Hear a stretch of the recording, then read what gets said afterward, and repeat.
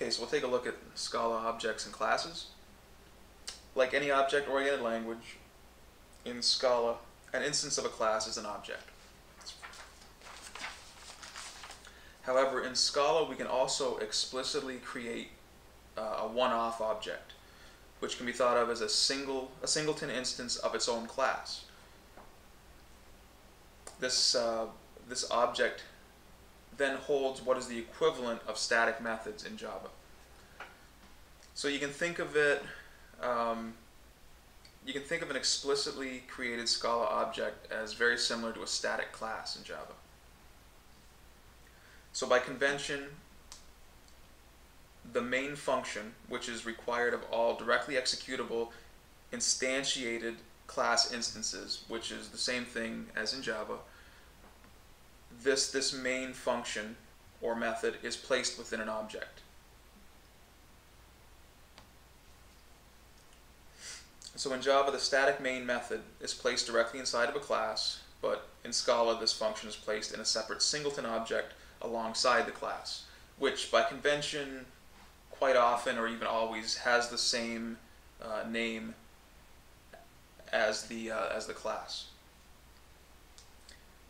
Other than that, Scala classes are basically equivalent to Java classes, and they can be thought of and treated in the same basic way.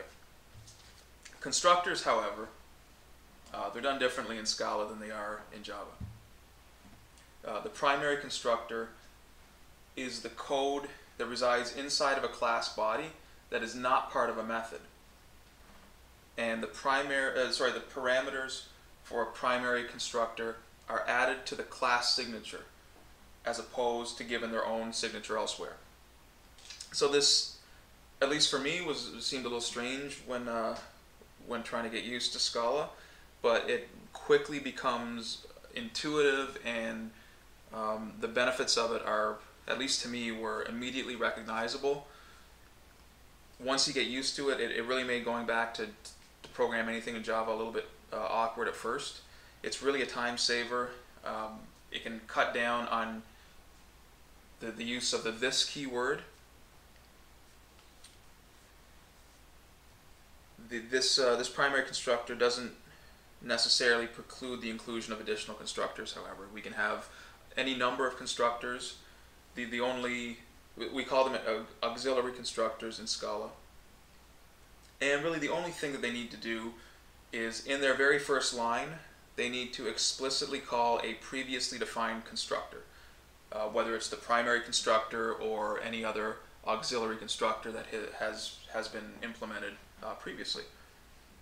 So this means that either directly or indirectly, every auxiliary constructor ends up calling the primary constructor. We can chain constructors together so that C calls B, B calls A, and A calls the primary constructor. Auxiliary constructors take the form of methods and are simply called this.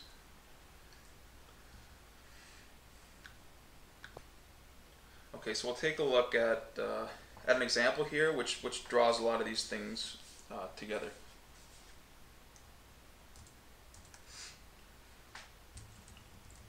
Okay, so first off, we can see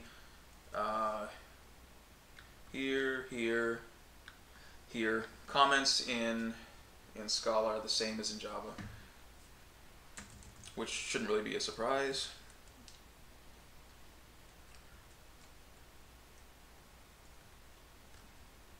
My indenting is off here. However, so we've got, this file actually has a few classes defined inside of it. So the first one is person. So referring back to what we just talked about, the class signature here has the class name. It also includes the primary constructor arguments. So here, when we create an instance of person, we'll pass in 1, 2, 3 arguments. One is the person's name, another is their age, and their hometown. Immediately underneath that, we have an auxiliary constructor. is for no specified hometown. So it takes the same form as a method, except it's called this. So here we have def, this, and we have two of the same arguments as above, the name and the age. But this constructor would be called if we only provided a name and an age, as opposed to the three parameters as specified above. And what it would do was just call the primary constructor with the supplied name and age, along with an empty string for hometown. However, if we didn't have this auxiliary constructor and we called our primary constructor without hometown, we'd get an error. So this here is just a simple variable declaration and assignment. Favorite sport. And since it's outside of a method and just part of the but part of our class body, it's actually part of our primary constructor. So the variable favorite sport, fav sport, is declared and assigned the value basketball every time we create a new person. Under here we have a member function, a member function, a method, increase age, which simply takes the age that we've been passed in as part of the constructor and increases it by 1. Here we have a toString similar to a Java toString. Notice we need the override keyword in Scala. It simply returns a string that we put together, which includes the name, the age, and the hometown, as well as the favorite sport of the person. Okay, so underneath that we have another class, car, and here, as part of the class declaration, we have 1, 2, 3 parameters again, which are part of the primary constructor. Make, model, and year. Underneath, inside the body, we don't have any statements that are outside of the single method that this class has, the toString. So we actually don't have anything else that's part of our primary constructor here, and we don't have any auxiliary constructors either. So a little further down, we've got an explicitly created object, and we call that test, though we could really call it anything. You'll notice, of course, we've got a main function or method defined inside of the object. So why don't we go ahead and make some calls to the classes here. So first we'll create some people.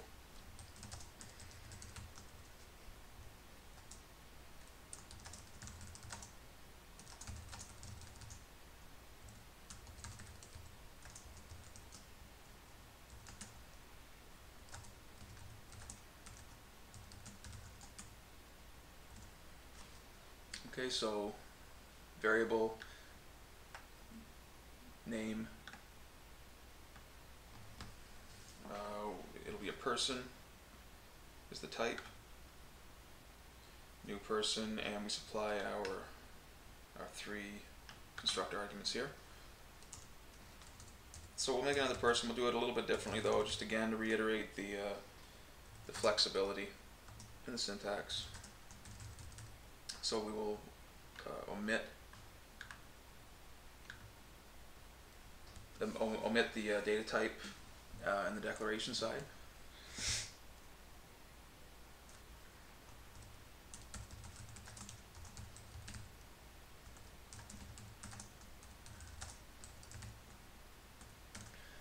And just like that, we've got 2 new people. So we'll create a few car instances as well.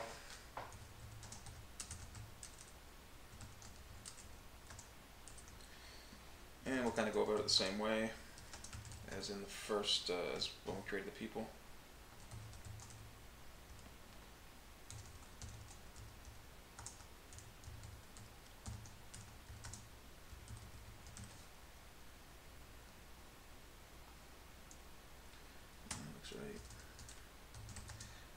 second one.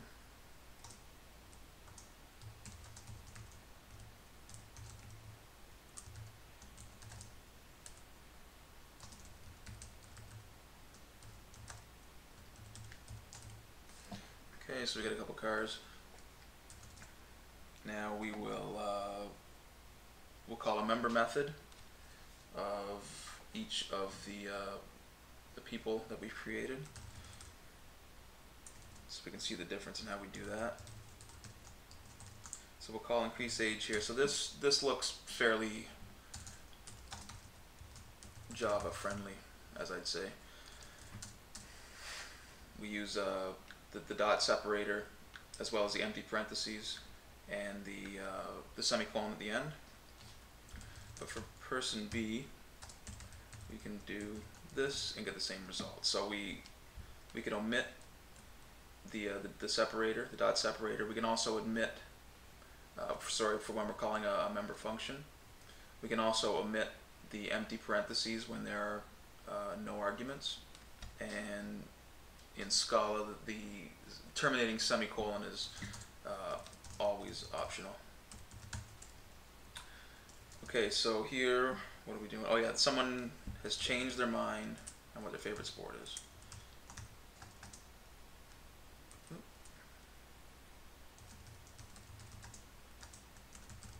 So again here, just like we did above, we're actually calling a member method of one of our instantiated classes, our objects, and we will pass in a new value for that variable.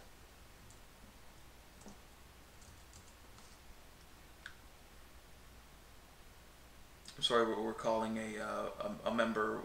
We're directly accessing a member variable. We're not calling a method there, but accomplished in the same way as calling the member method as above.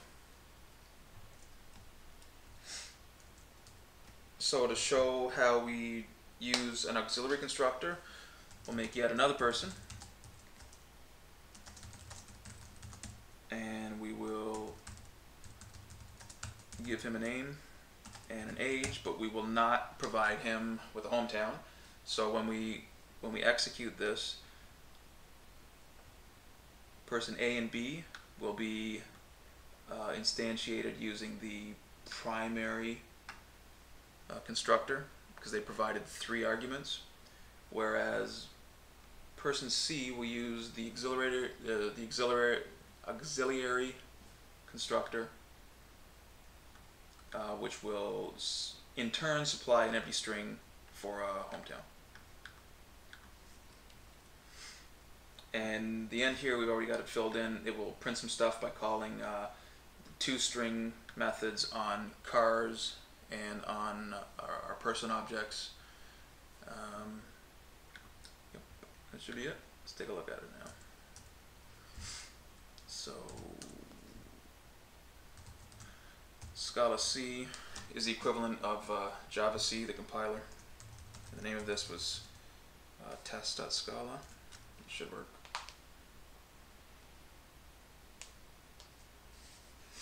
Okay, and then Scala with just the class name without the extension, which again is the same as running Java afterward. And there is our output. Person A's name, age. Notice when we created person A, he was 25, but he had a birthday here, so he's now 26. Their sport and the car they drive, the car and the person information came from the 2 string functions.